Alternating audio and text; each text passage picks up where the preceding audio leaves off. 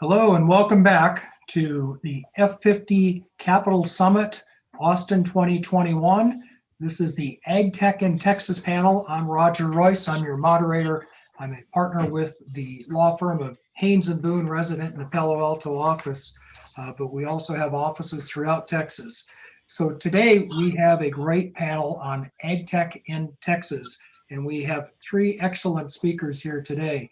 First, Kimberly Gramm. She's the Associate Vice President of Innovation and Entrepreneurship at Texas Tech University and in Lubbock, Texas. Also, Billy Tiller, CEO and founder of the Grower Information Services Cooperative. It's the only producer-owned data cooperative in the country for farmers, and Billy is also a grower as well. And then finally, Cory Roof, who is the owner-operator of Ogallala Greens, operated through the Innovation and Entrepreneurship program at Texas Tech. And that is our panel, and we're going to talk to you today about the AgTech program in Texas. Before we jump into our conversation, I wonder if I could just let each of you give us a couple of minutes as to who you are and what your background is in the space. Why don't we start with you, Billy? Hello, Roger. Good to be with you again. I'm Billy Tiller. I'm the CEO, of course, of GiSC. I'm also a grower. I grow cotton grains about 55 miles west of Lubbock. I've been a grower for 39 years. This is my 39th crop. What I want to say today is, we're a grower-owned cooperative, and we'll talk a little bit in the panel today. It's been important to me over the last few years to think about how do farmers benefit from data? What could happen if data was aggregated for their benefit? How could they do better and know more about their farms if they had benchmarking and analytic reviews that had other farmers involved? This is the way you build industry. So anyway, I'm very excited to be here today, Roger. Okay, thanks very much. Kimberly? Yeah, thanks, Roger. Great to be here. Great to talk with everyone. My name's Kimberly Gramm. As Roger mentioned, I am an AVP in Innovation and Entrepreneurship. Been in Lubbock, Texas for about 5 years, was recruited here to help support entrepreneurship education, support university spinouts, and placemaking for industry and those people that are looking to create deep technology startups. And so we help to support them in lots of different ways, including an AgTech fund, which I'm sure we'll talk about later in the panel. Thanks for having me. Appreciate it. Yeah, I hope we do talk about that. And then Cory. Yeah, hi, I'm Cory Roof, former Air Force vet, former insurance salesman, been passionate about hydroponic growing for the past 5 years, worked in some incredibly interesting farms, and bringing my talents back here to West Texas, where I grew up, to kind of seed the industry, the hydroponic industry out here. And we'll get into some more of my background a little bit later. So Cory, I know you moved out to Texas from the San Francisco area, like about half of my clients, and building a great exodus. And that kind of keys in really well with the theme of the conference generally, is this real connection we have with Silicon Valley and Texas now, especially in AgTech. And I see Texas as being one of the next great big centers for AgTech, especially given the ability to collaborate with the local universities. And I know your program came out of the university. Tell me a little bit of what that experience was like for you. The accelerator program is very special here in Lubbock. Lubbock is a town of about 300,000 people, but we have an incredibly world-class university here that's connected to investors and basically the AgTech community around the world. We've, I came here to start a hydroponics business. I pitched my presentation to the people at the AgTech, and they said, boy, this is a pretty exciting, very, very large vision, and it's something that we can tackle together. So, I feel very fortunate to be in the program, and, we're going to learn a lot. Yeah. So Kimberly, is Cory unique, or do you have a lot of companies like this? Before you get into that, I will say that when you see really great startup centers emerge, it oftentimes is around a great university program that's willing to reach out and do some outwork and support local startups and local industry. Tell me a little bit about your program more generally. Yeah, thanks for the question, Roger. So our Texas Tech University Accelerator, we started that probably 3.5 years ago. We took a different approach to many of the Y Combinators and Techstars that programs that you see out there, because we are associated with the university. So our primary mission is to educate. And so I always say we're building great entrepreneurs. And so if you think about a flywheel and a university and its anchor institutions in a community helping to create opportunities and providing programming that will educate people, and as they fail, we want them to fail quickly, they get back into the ecosystem and they're smarter and they're able to develop over time and access again these resources that then hopefully they end up hitting on a successful startup. And in Cory's case, and many of the entrepreneurs that we see, they're nascent and they've had some work experiences and or they come from the classroom or have been doing research with their faculty, and they don't know all of the steps in the process. And so what our accelerator does is helps to keep them focused, helps to keep them milestone driven. They signed a contract with us. They get a $25,000 grant. They're heavily mentored. They have to create a minimal viable product. They have to have their first sale. We help them with company formation and all the elements and the technical requirements it takes to start a business. Everything from QuickBooks to being able to put together a successful investor pitch and a business plan, to know what kind of funding that they're looking for, and to be able to respond to questions from investors, knowing that they've done their homework. And so from ideation to acceleration, we cover the gamut in that kind of programming to get them ready. Not only that, but also funding, I understand, because the university's behind a big fund, right? Yeah, I'm super excited about this. I can't say enough about this. This opportunity came from the Department of Commerce. We competed for a grant to help support a rural community. And I'll tell you, those grants are incredibly competitive. My hope is that they support more of this kind of funding for communities like West Texas and Lubbock. We were able to put together a pretty compelling argument for why we need this type of funding here in West Texas. I did that with 9 partners that include the City of Lubbock, the Plains Cotton Co-op, the Plains Growers Association. Billy Tiller was a big part of that. The Lubbock Economic Development Alliance.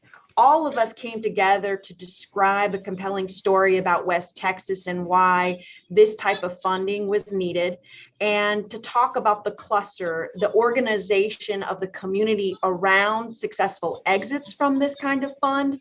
The business thesis is pretty interesting as well.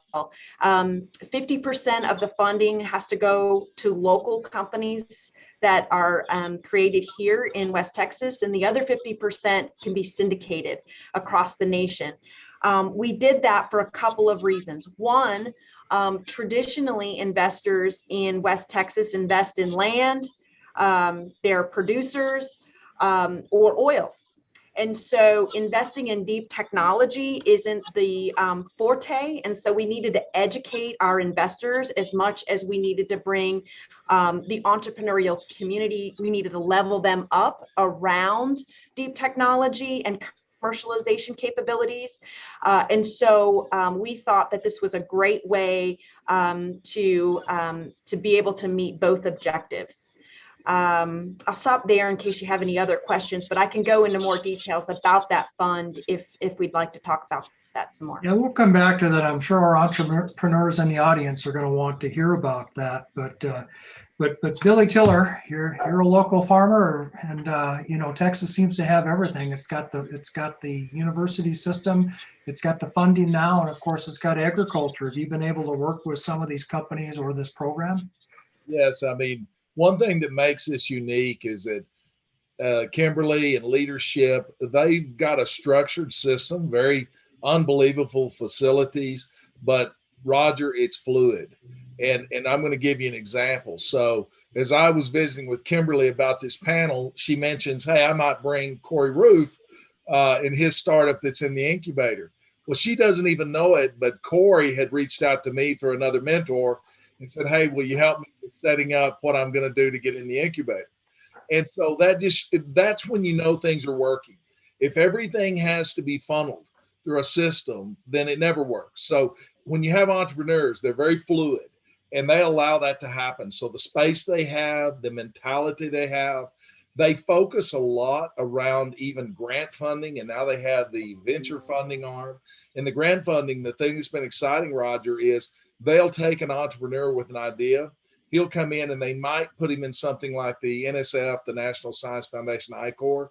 What's so critical about that is it's a pathway, to use the Steve Blank business canvas, to learn about customer discovery. I mean, I've been at this 39 years, startups and business. And if you don't talk to customers, you haven't developed anything.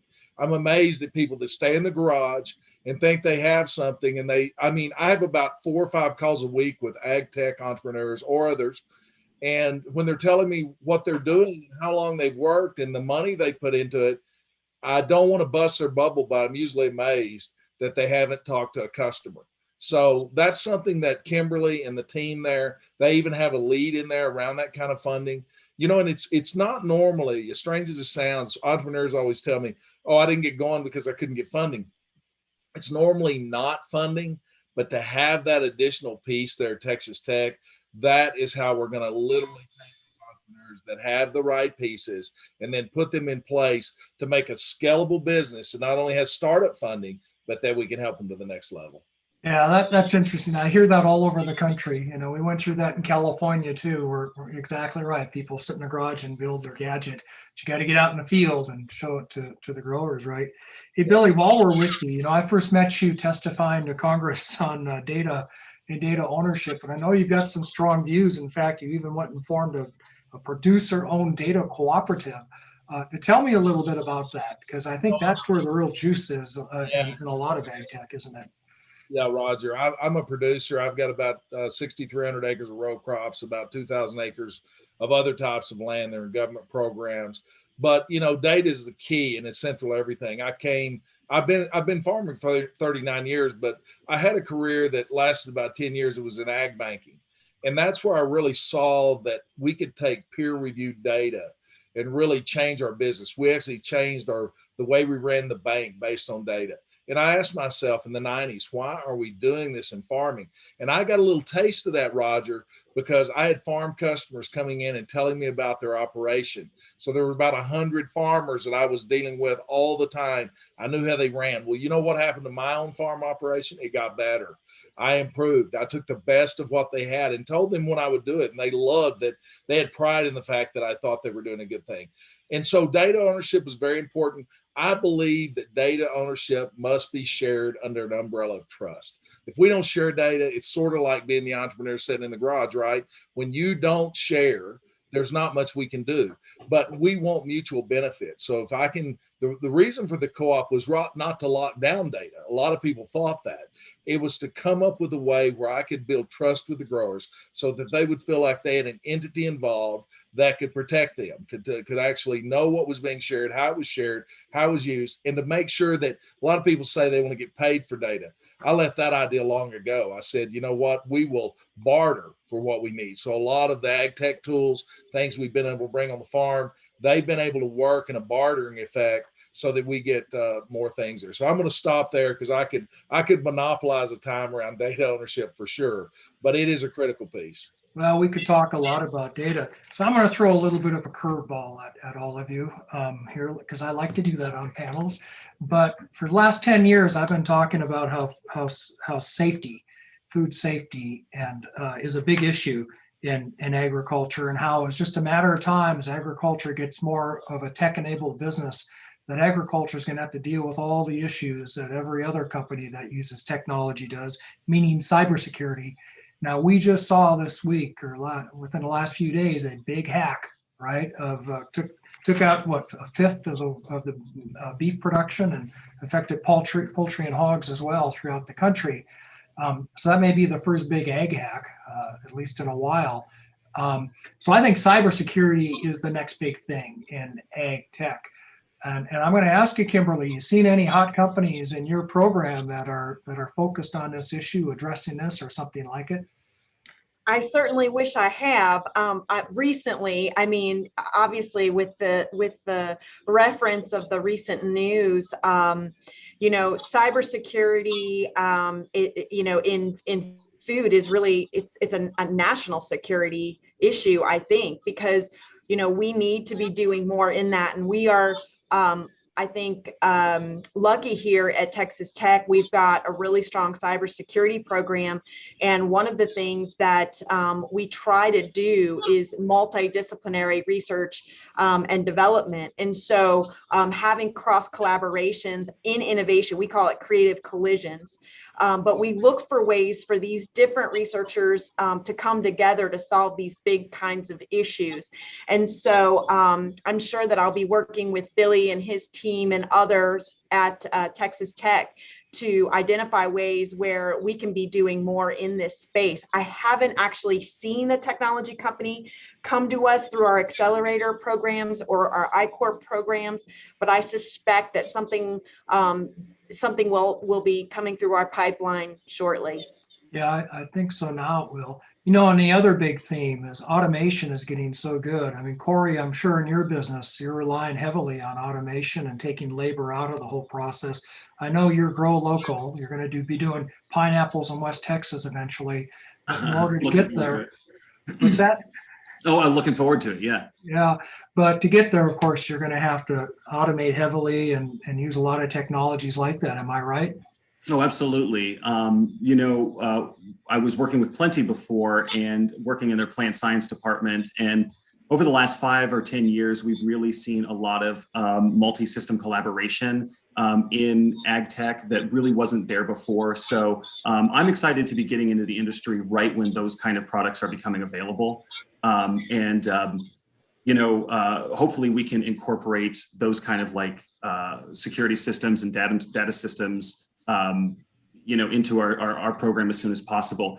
And additionally, we're getting excited to be setting up greenhouses and moving into the market so that we can inspire students at Texas Tech to kind of help us innovate this technology. You were asking about these kind of companies emerging out of the program here. I'll tell you what, I'm sure that they will in the future once people see the success of our agricultural endeavor. Great. Let's talk a little bit about that fund. I'm really curious about that. Kimberly, you said it was 50% Texas and 50% whatever. What kind of companies are you looking at? Late stage, early stage, any particular? Yeah, Roger, this is a seed fund. And so initially we're going to raise 10 million in capital. Our investments will be anywhere from 100 to 250, and we'll reserve the right to a follow-on deal. We are likely looking for a minimum of 25 to 35 companies over the course of the next year. We launched this fund last week, and so we're going through our raise over the summer, so we are looking for deal flow. What is also interesting about this fund is we've got a great partner. The group is called Seraph. They specialize in these seed stage funding opportunities. They've had a lot of success. I think this will be their 10th or 11th fund. They'll run the back office operations of our fund. We are not staffed here at the Innovation Hub to do that. Although we are looking at this to be successful so that we can replicate the kind of fund that we have maybe in some different verticals. One that's very close to ag is healthcare. And so we're likely to do that soon. We've got our president of our Texas Tech Health Science Center who is really, really excited about the opportunity to get her faculty and her innovators involved in engaging with that. So everything that touches ag, it's a broad umbrella. It could be about water, it could be controls, it could be packaging, it could be logistics. Really broad. By design, we developed it that way because we are a comprehensive R1 research university, and so there are lots of ways that, again, cross collaboration and innovation can happen in these areas. And so we suspect that this will incent folks to be thinking about their inventions and probably drive increased participation in our programming because we do have this fund. So tell me a little bit, that's great. So mostly seed, so it'll be startups, and it's no secret that Austin in particular and Texas generally is starting to become a real center for startup activity. And in AgTech, one of the things that makes a really good center, we've seen it out here in California and Salinas and Fresno, Sacramento, is to be close to the markets, like Billy was saying. Is the market receptive? Let me just ask it that way. Is the market receptive to trying out new things, maybe setting aside some acreage, working with some of these tech companies? And I'll let either of you kind of answer that. Let me tackle that, because this has been a really tough piece for you. Don't have to be in Texas to know that adoption is the problem in AgTech. There's a real adoption issue. The thing is, I've sort of taken the view in the last 2 to 3 years, you don't have to have everyone. Don't try to preach to people and get them in if they don't want to participate. There are enough farmers to participate in the most innovative type trials that I think I can help Kim bring those growers in, especially in this cotton community. I mean, we're setting around millions of acres of cotton. When you're setting the innovation hub, you can see fields in the distance from the innovation hub. So I think being in that is really going to be helpful. So the answer is yes. And the answer is the timing's right. If this was 5 years ago, Roger, I'd be very concerned whether we could get that in enough adoption. Just truthfully saying that to you. Kimberly and Cory, you see it the same way? Yeah, I'll just say this to add to what Billy said. By design, when we reached out to our partners, I'm not sure if you're familiar with Plains Cotton Co-op Association, but they have 10,000 members in that organization. And part of their skin in the game, per se, in being involved in this grant is just that, connecting us very specifically to the producers and to the market, and helping us as leaders in the industry to kind of give us that credibility that we're a part of connecting the dots, creating the network, and being able to work together to improve opportunity and for these innovations to get out in the marketplace and to be funded by those people that will back our own people. And so it's hard to argue with that model. And as we know, it is difficult for adoption, but I think the approach we took with leaders like Billy and others, our mayor, the city of Lubbock, our mayor is on board. These are people that deeply care about the West Texas community, about Texas in general.